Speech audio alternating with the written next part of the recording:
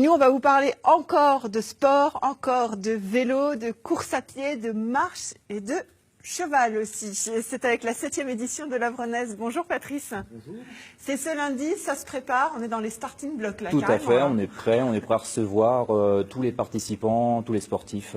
Alors l'Avrenaise, on va rappeler ce que c'est une course qui a lieu tous les ans au lundi.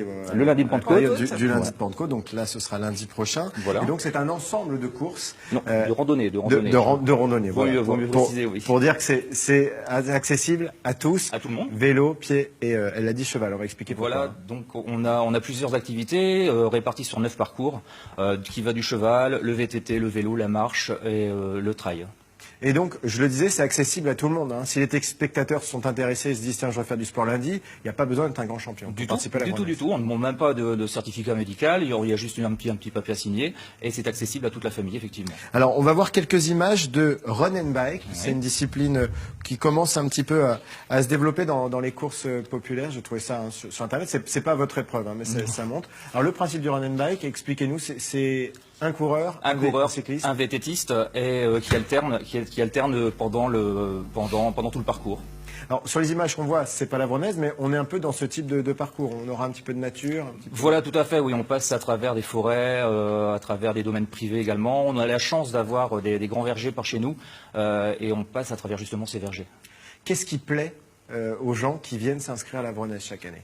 Le côté nature, le côté intéressant de traverser des domaines qui ne sont pas accessibles le restant de l'année. C'est-à-dire notamment, on a des châteaux, on a des vergers également qui sont très agréables à traverser, quelle que soit la discipline d'ailleurs. Alors il y a une discipline quand même assez incroyable, c'est le track and bike. Moi, j'en avais jamais entendu parler encore. Qu'est-ce que c'est que ça? Alors ça fait la 2e année qu'on propose cette activité. En fait, c'est basé un petit peu comme le run and bike, sauf que c'est un cheval qui remplace le coureur. Donc là, pardon. Je vous en prie. Non, je veux dire que on est au-delà du sport, c'est un spectacle. Là. Voilà, ouais, comme vous l'aviez dit tout à l'heure, c'est plutôt convivial, familial, et puis ça fait plaisir déjà d'une part aux cavaliers et également aux spectateurs qui vont un petit peu passer tous ces équipages dans la nature. Bon, les départs, c'est quand même tôt. Faut se lever. Quand on est sportif, on se lève. Ouais, c'est tôt. On s'entend bien, mais c'est 9h, 9h30, c'est ça? Oui, 9h, 9h30 et 10h ensuite pour la dernière activité. Et les inscriptions, il y a également des inscriptions sur place à partir de 8h du matin. D'ailleurs, on conseille d'arriver tôt parce que l'année dernière, on a fait 1000 personnes, 1000 participants. C'est ce que j'allais dire, 1000 participants l'année dernière. On rappelle, on n'a pas dit, Vron, ça se situe à mi-chemin entre Abbeville et Berck. Voilà, donc c'est pas loin de la côte Picarde. Tout à fait. Et on croise les doigts pour que la météo soit...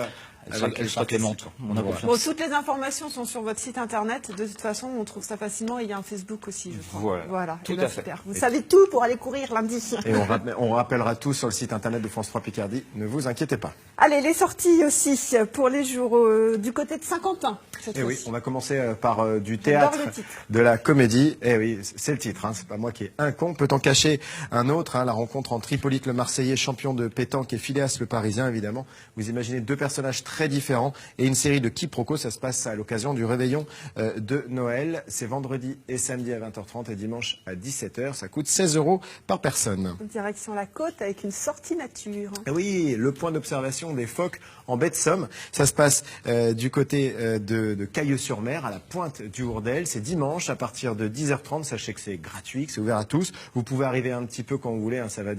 Ça commence à 10h30, ça va durer 5 heures. Donc vous pouvez arriver tranquillement en cours de discussion et vous allez apprendre tout ce qu'il y a à découvrir sur les phoques de la baie de Somme. Allez, dernière sortie, ça se passe dans l'Oise. Les beaux jours devraient revenir. C'est parti pour les brocantes. Absolument. La 20e édition de la brocante de Sacy-le-Petit.